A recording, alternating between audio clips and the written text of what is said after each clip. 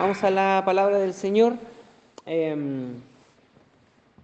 Vamos a Gálatas capítulo 3, versículo 28. Gálatas 3, 28.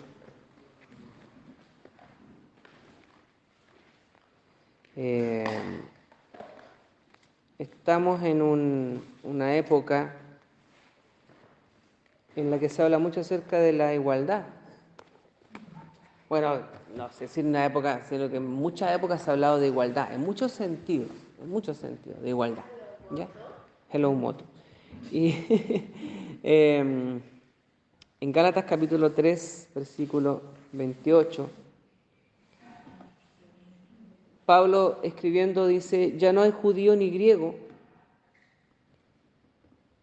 ya no hay esclavo ni libre, ya no hay varón ni mujer, porque todos vosotros sois uno en Cristo Jesús.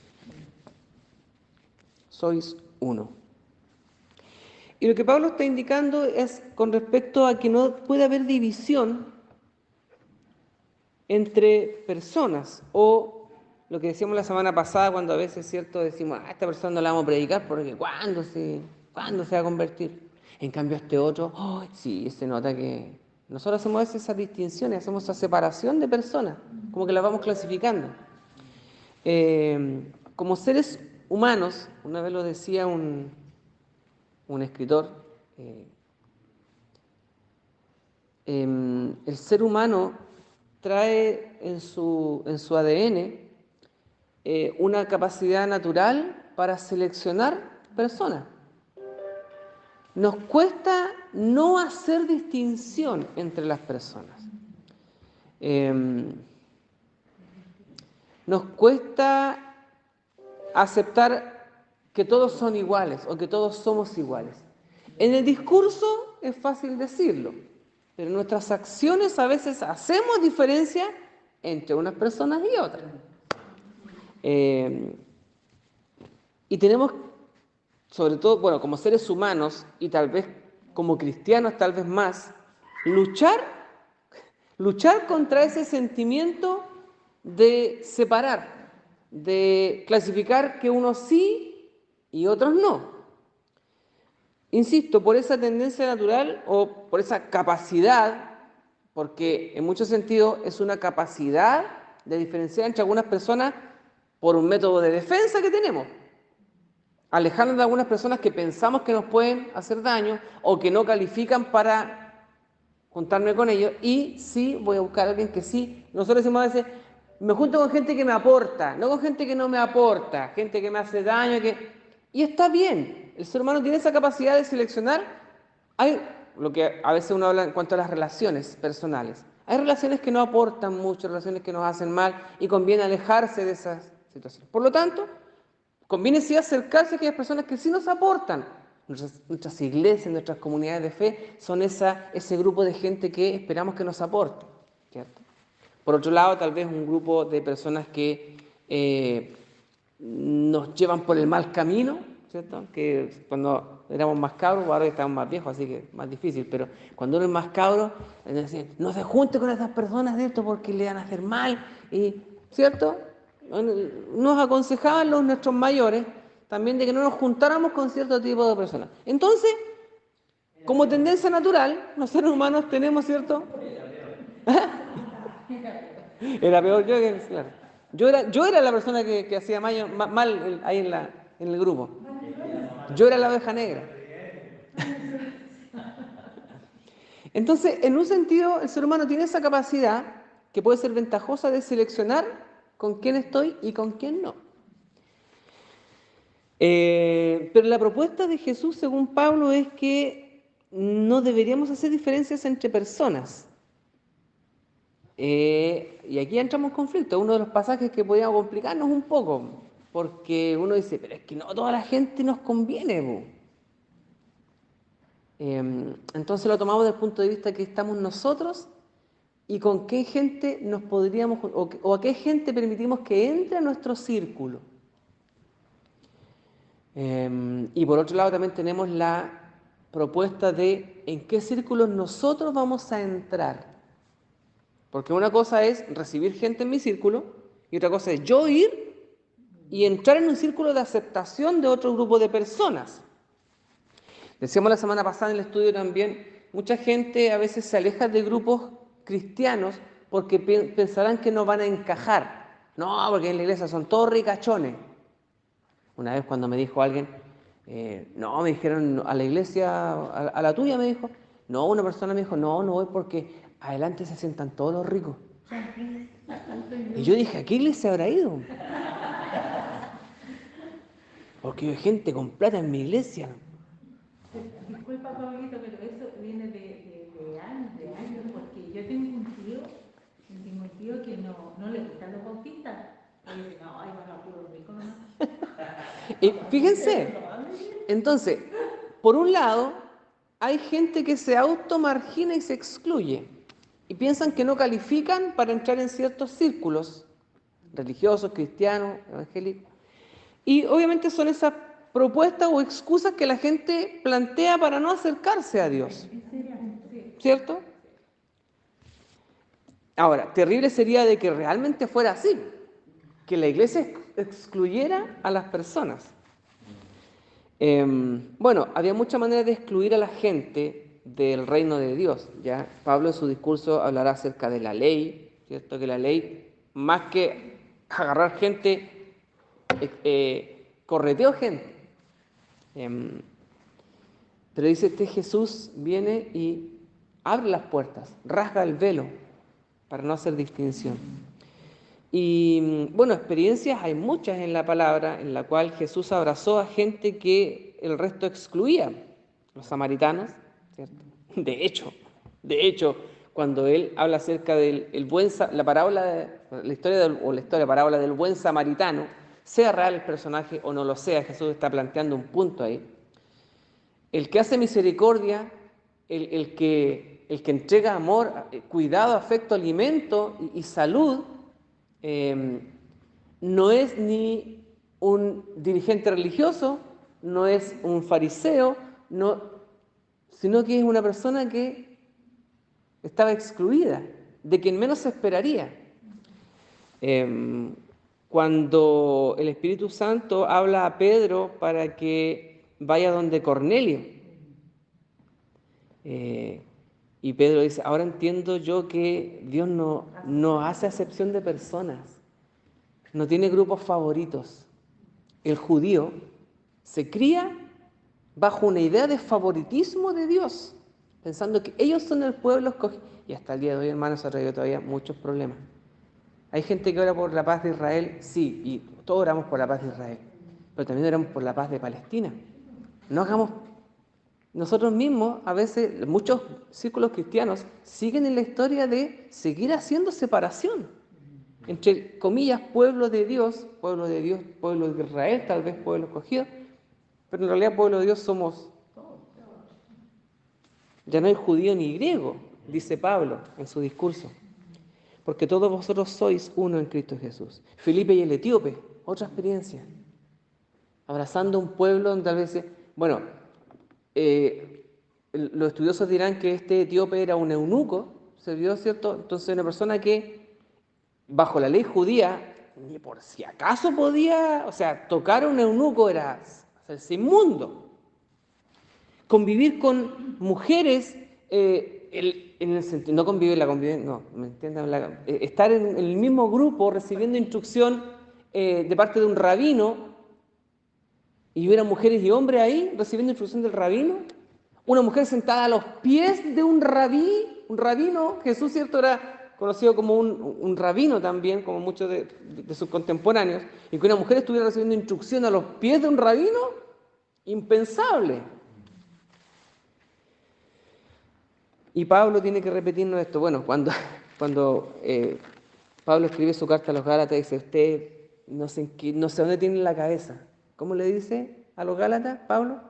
Gálatas, insensato. Dice, yo no sé con qué parte están pensando, no tengo idea. ¿Qué pasa por sus mentes? ¿Qué tipo de locura están viviendo? ¿En qué bola se fueron? Dirá, tal vez, bueno, no, nosotros diríamos idea. Pero Pablo les dice, ¿qué están pensando?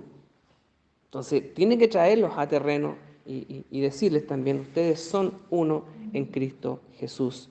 Fuera las divisiones. Algunos dirán, estamos en el mismo barco, todos.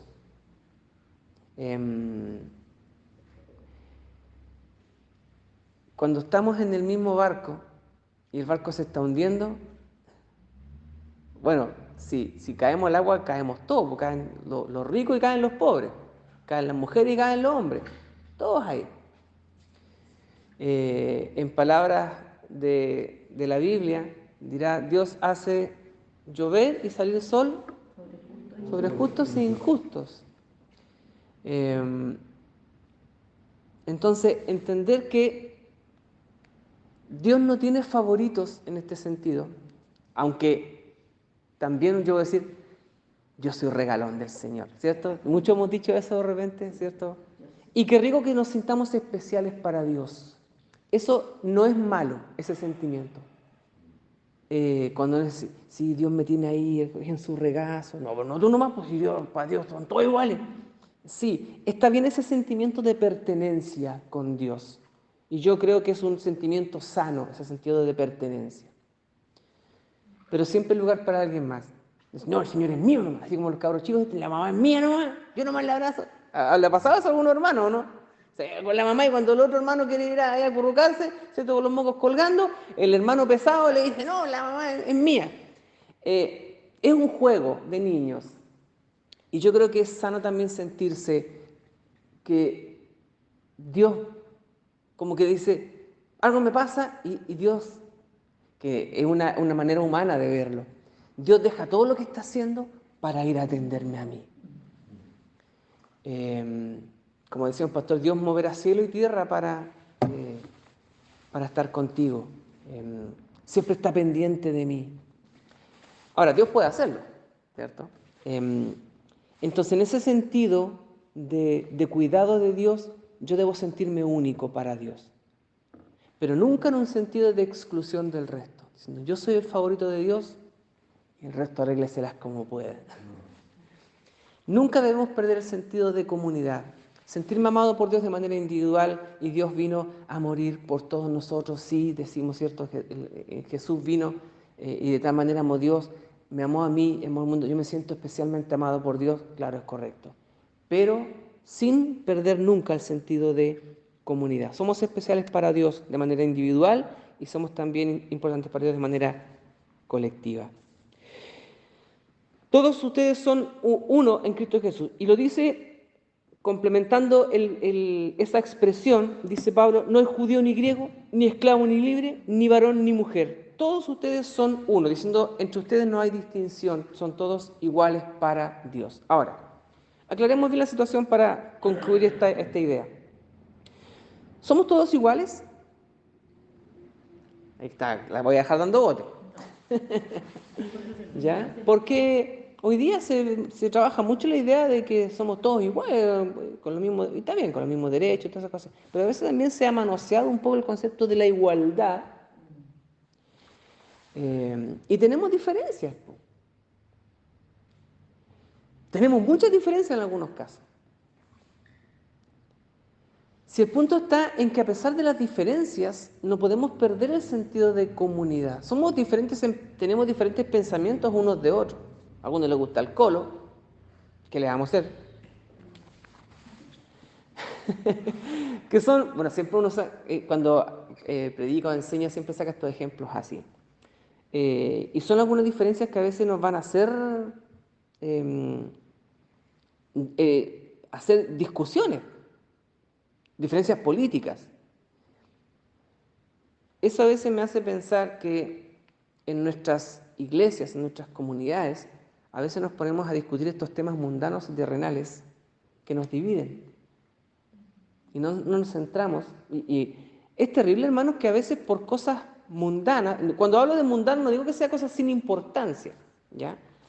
Pero me refiero a cosas que finalmente no van a trascender para vida eterna. Y a veces nos desgastamos con estas cosas. No proponemos, sino que nos indisponemos frente a las demás personas. Creo que les había comentado el otro día que tengo un amigo, ¿ya?, que tenemos diferencias políticas diferentes, y a pesar de que yo soy bien abierto en mi opinión política, no me abandero con ningún lado, sino que digo, bueno, todos tienen un solo lado bueno y un solo lado malo, pero él, no, dale, con una posición y le da chancaquear. Entonces en un momento la señora le dice, es que contigo no se puede conversar, le dice, porque el Pablo está tratando de conversar contigo. Entonces yo me rendí ahí y no seguí, porque valoré más la amistad que plantear un punto de vista.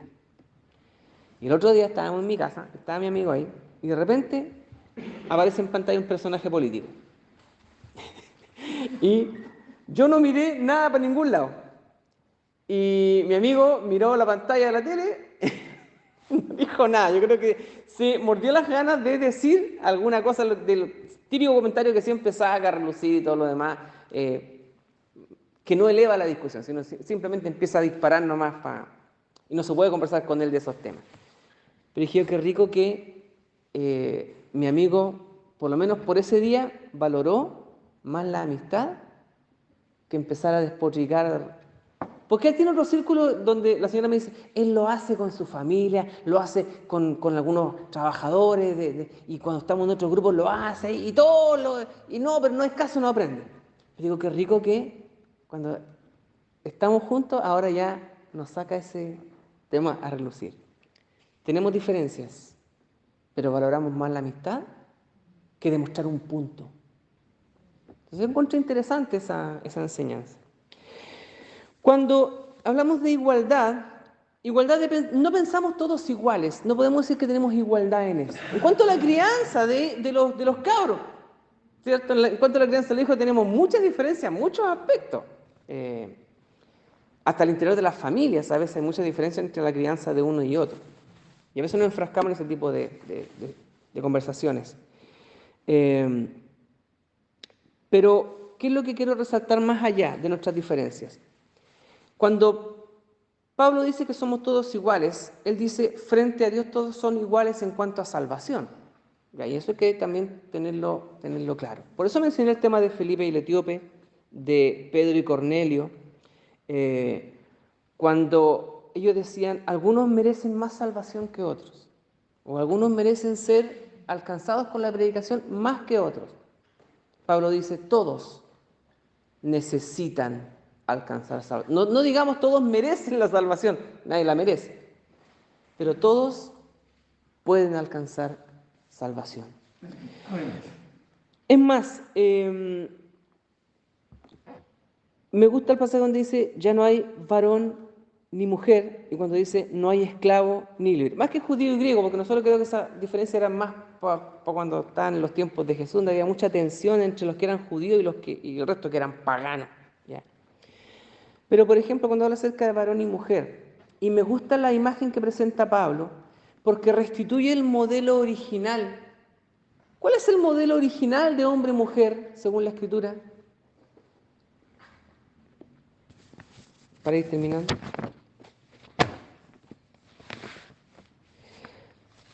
Me pareció interesante, como dirá el profeta, porque a mí también se me pasaba por alto a veces este pasaje. Mire, a veces nosotros leemos el pasaje en Génesis capítulo 3 con respecto a la desobediencia del hombre, cuando el hombre y la mujer pecan delante del Señor, y viene la respuesta de Dios en el capítulo 3 de Génesis.